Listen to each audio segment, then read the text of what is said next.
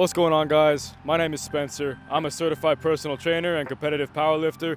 Last video we talked about hernias, what they are, how they happen, and what you could do about it. And today I'm going to show you my first week back of training after surgery. But before I can do that, as promised, I have to answer some questions from last video. So we got one question from Bogey, and he's asking, are any sets at RP10 risky or just heavy weight? So I'm going to answer that simply. Yes, all sets at RP10 are going to be risky, because assuming the definition of RP10 is that if there was a gun to your head, you could not get another rep, that means that you're going to be twisting, straining, creating that intra-abdominal pressure that we don't want when we have a hernia, and that's going to be risky. So for example, in August I was doing a incline barbell Smith machine bench press, and for whatever reason I pushed the set to RP 9 or 10. I just wasn't paying attention, and I literally felt the hernia and the tear getting bigger, and it hurt. I felt awful.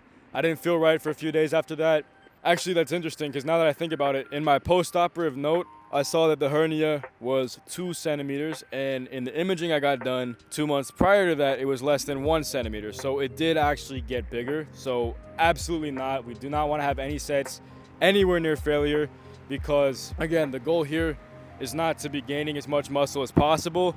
The goal here is to do what we can in the gym until we're able to get that surgery or get that solution for our hernia, whatever our goals may be.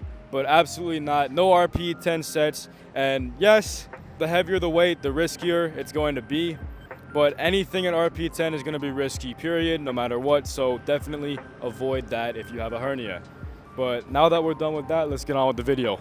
Alright, so here we go now. This is me attempting to do a set with 135, so just a plate. You know, the weight itself is not that heavy. When I bring that bar down to my chest, moves quickly, but here on the second rep, I kind of got some pain, sort of in my upper abdomen and my rib cage, you can see there. So I switched to incline Smith, which is a lot less taxing on the rib cage because you don't have to lay down and stretch it as much. And as you can see here, I was doing just fine with that. You can see how focused I am here, trying to keep my breath under control and just move the way with my pecs and not engage my core. And speaking of engaging the core, here we have some rehabilitation. So this is the suitcase carry, and this is the around the world. So what these are gonna do is help sort of retrain my core to stabilize itself by giving a slight challenge that is not super hard to recover from or super taxing. First day of the first week over with. I low-key just walked out of my class, so I didn't really bring a camera or mic or nothing. So that's kind of why I just did a voiceover for that section. But I'm about to go eat. That's the wrong side of my car. I'm about to go eat, and we'll see how the rest of this week goes. Alrighty. It is day 2 of week 2 in the recovery process. I'm about to go hit a pull day. I just worked on editing part of the week 1 videos. Look, so I'm still figuring out this camera, right? I don't know. I don't think it's a good idea to set it up while I'm driving, so I'll probably just get to the gym. Yeah, we'll go see what's up. One thing that I do when I kind of want to get my power back and I don't feel like I'm 100% there is you kind of like, I don't know if y'all ever heard of Wim Hof, the Iceman, but he's like the first person I think that controlled their central nervous system, which is crazy, right? So, but one thing that you can kind of do, I don't know if it's related to him or not, but it has to do with your breath work, which is kind of what he's all about. So you breathe all the way in, like put your hand on your belly, right? And feel it expand. And once you feel like you've breathed in all the way, give it a little double sniff and blow out forcefully. Now, obviously, if that hurts you in your abdomen when you're recovering, don't do that. But try that. Do it a few times, see how you feel, you know?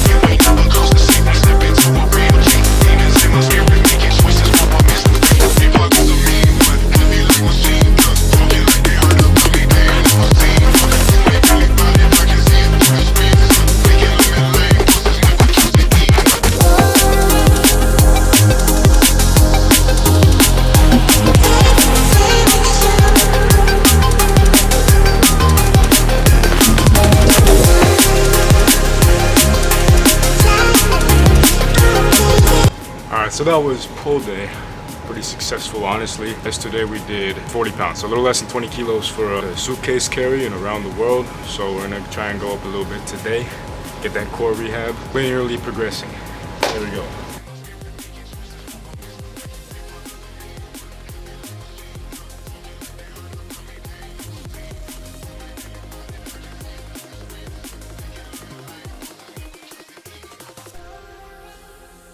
Change of plans. We're gonna stop there for today because it started hurting. It didn't hurt with 40 yesterday, but it hurt with 45 today. So that's the reality of recovery, man. Sometimes it's gonna hurt, and sometimes you're gonna have to make adjustments and, you know, not get attached to the outcome you try to predetermine in your head, because it's not always gonna be like that. But if you want to get there faster, you gotta know how to adjust yourself. So stop there for today. Give myself a rest tomorrow. The core's muscles too needs to recover. And then Thursday I'm gonna go for 45 again. So probably gonna be like 3 minutes ahead in this video. You can see if I did it or not. Yes, sir. Good to see you too, my man.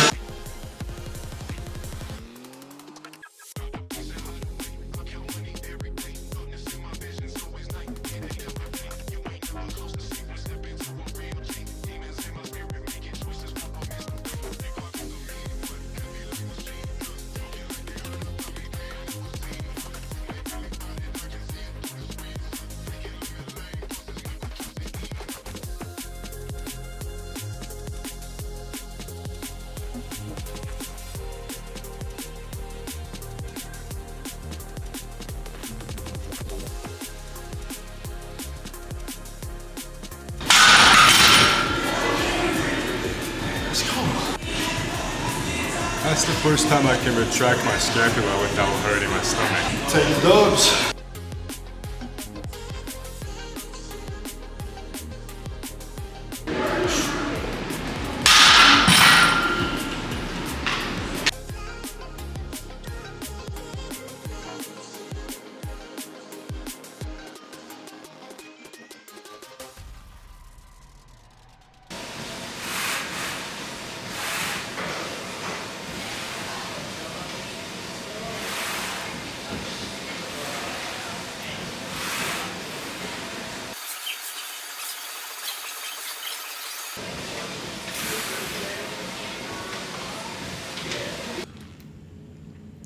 Okay, so remember 2 days ago on Tuesday, I tried 45 for the suitcase carry and it started to hurt real bad, but today I'm feeling better, so I'm gonna try it again.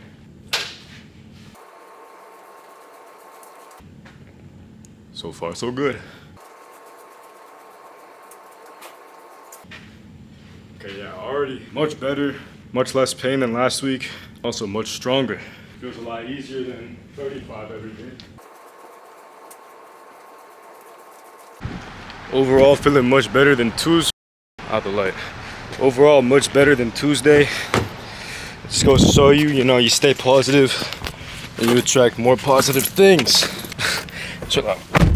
Give me the light, bro.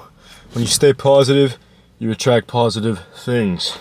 So now I have to go to school, which sucks, but we'll be alright. Alright, so it's Friday now, and yesterday, tried again, had a good workout, so basically still not having much pain anymore, even though Tuesday is kind of acting up a little bit. But like I said yesterday, when you stay positive, even when you encounter less than desirable outcomes like that, you attract more positive outcomes. I don't think that was coherent. Let me try that again. Basically, the more positive you stay, the more positive experiences and outcomes you encounter. And that's especially true when you're recovered from an injury. You have to, focus on what you can. So this week, actually, I've been upping my calories to 3,500 per day, up from like about 26. Like during my entire recovery process, I was eating about 2,600 calories per day. And so since I started lifting and wanting to gain weight, I upped it to 3,500 per day. I'm still 155 this morning. Now, obviously, that might just be me being a little bit impatient, but I would have thought that I would have gained a little bit more back by now, but I'm not going to focus on that. I'm just going to focus on the fact that, I feel better, I feel fuller even though I'm not any heavier. We'll see. You know what? Let's just focus on having a good arm day today and getting a crazy pump. So that's what we're going to do. Walk you through 4th workout of the first week. So we worked out Monday, Tuesday, Thursday, and today's Friday. And I might go in again tomorrow. I don't know yet. We'll see. Get after it. You know, I really wish I was making videos like this a year ago during my like crazy powerlifting, you know, awakening era. That was an amazing time in my life. So focused and just so much energy, man. The energy was crazy. I wish I documented it. I wish I had this camera. I wish I was making these videos back then. But, you know, I'm starting now when I'm injured. So, one, I can provide, you know, document this experience recovering from the injury and put that out on the internet for you guys.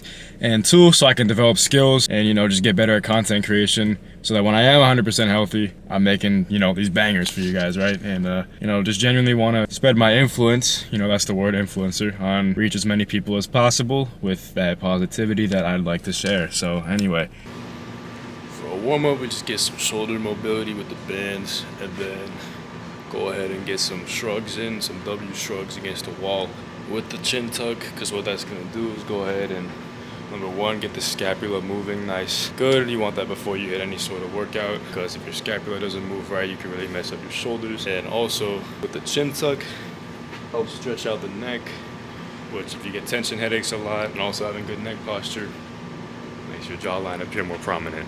So if you want to be handsome, do the W shrugs against the wall with the chin tuck like this. Put your feet a little bit away from the wall. That's going to help you keep your back flat. Exhale, embrace your core so that your lower back is flat against the wall. Tuck your chin. Inhale on the way up. Exhale, squeeze your back all the way down. Make sure you're maintaining that contact with your lower back and your head. Keep your chin tucked. And imagine there's a string on the top of your head pulling you up the entire time. So still keeping my chin tucked and all those points of contact on the wall.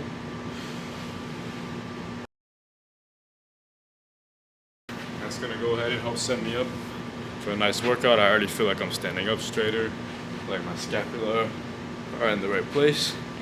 So let's go ahead and start this arm and shoulder day.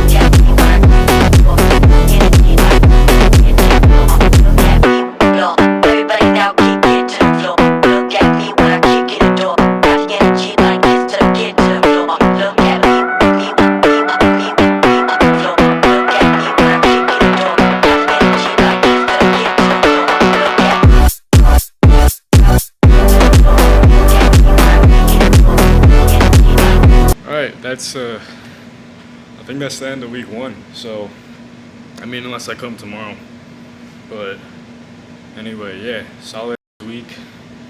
Gonna keep getting better with these uploads. And as for recovery, definitely much farther than a week ago. So we'll see at the end of next week in the next video.